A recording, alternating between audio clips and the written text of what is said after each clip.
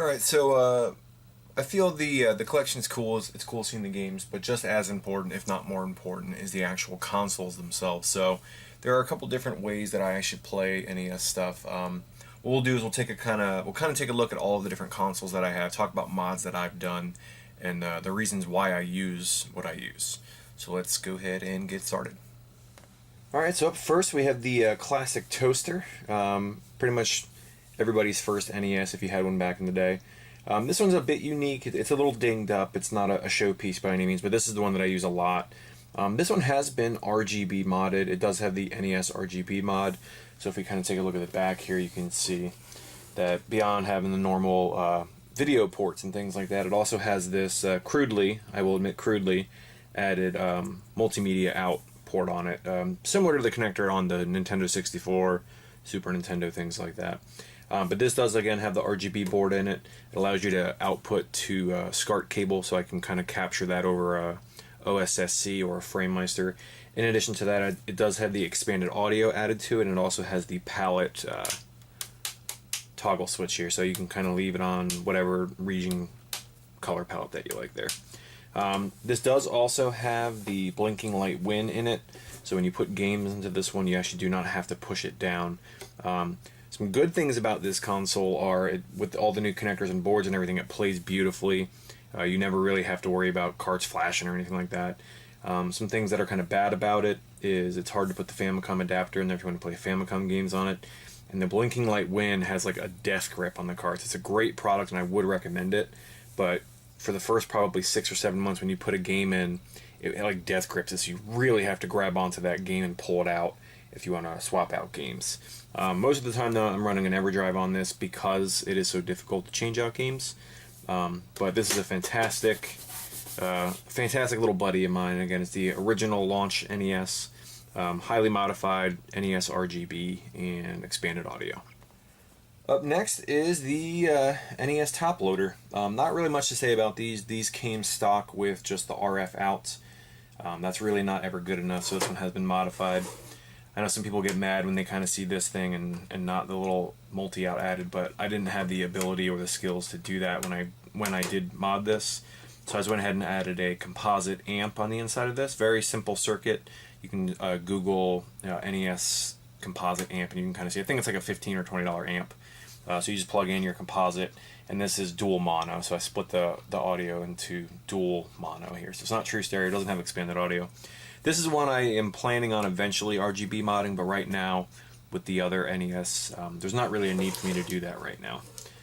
But this is the ways that I play NES on old CRTs. This is a good travel buddy.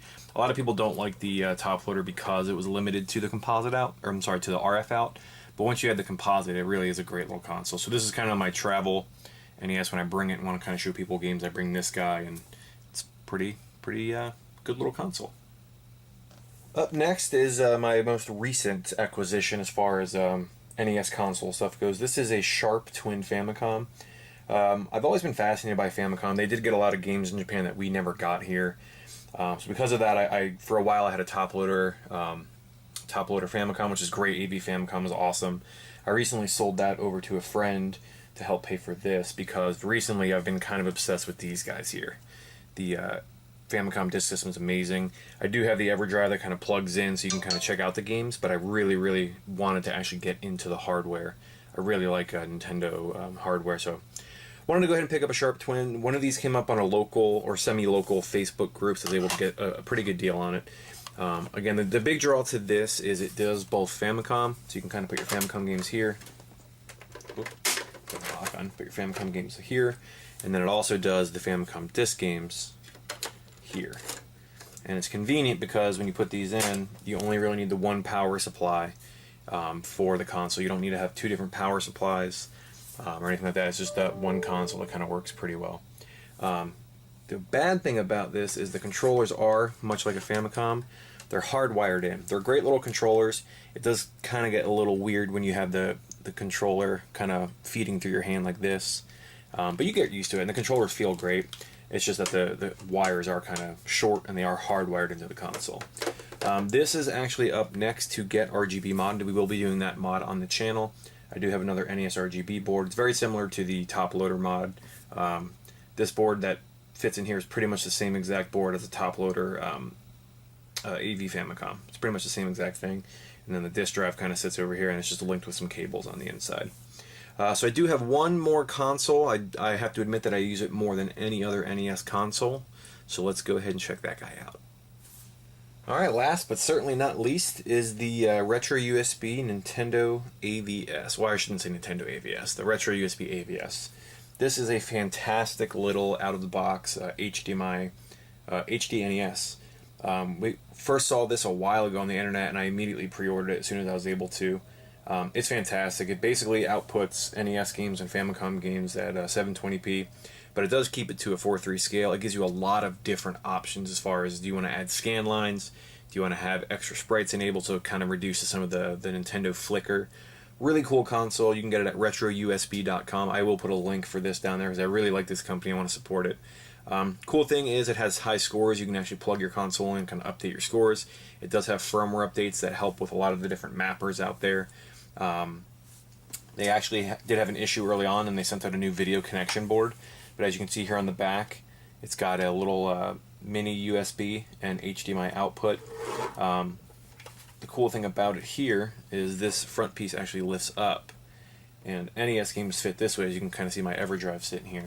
And then if you want to play Famicom games, they actually kind of fit here in the bottom. So because the ease of use of this thing, it's easy to plug in via USB. This is what I use mostly to stream stuff. It's HDMI, so my capture card's very, very friendly with it. Put it on the HDMI splitter. It's very, very easy to use that as well. So this is my 100% go-to NES console. It's an FPGA powered, so technically, yes, it is a clone console, but it's fantastic. I absolutely love it. Cool thing too, a little fun fact, is they actually found some old stockpiles of the original reset and power buttons here. So those are real buttons there. So those are the consoles. So what we're going to talk about now is we're going to talk about some of the games that I still need. Very close to a full set, but I'll give you guys the full rundown on the games I need. And then lastly, we'll do some Q&A. I did get some questions from some viewers of the channel. We'll go ahead and answer those.